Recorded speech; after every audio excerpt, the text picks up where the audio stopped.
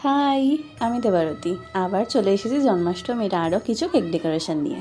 আজকে তোমাদের দেখাবো আমার জন্মাষ্টমীতে করা কিছু বেন্টো কেক। বেসিক্যালি বেন্টো কেকগুলো একদম যেহেতু ছোট্ট ছোট্ট হয়, তাই তার ওপরে খুব বেশি কিছু করা পসিবল হয়ে ওঠে না। কিন্তু কিছু কাস্টমার আমাকে ডেকোরেশন আর কালারটা বলে দিয়েছিল, আমি তাদের প্রেফারেন্স অনুযায়ী কাজটা করেছি। আর যেই কেকগুলো আমার পাড়া থেকে অর্ডার করেছিল, তারা শুধু আমায় বলেছিল তুই তোর মতন করে দিস, তাই আমি সিম্পলের মধ্যেই সোভার করার চেষ্টা করেছি। বেন্টো কেক করতে গেলে সবথেকে বেশি প্রবলেম হয় তার ফ্লেভার নিয়ে।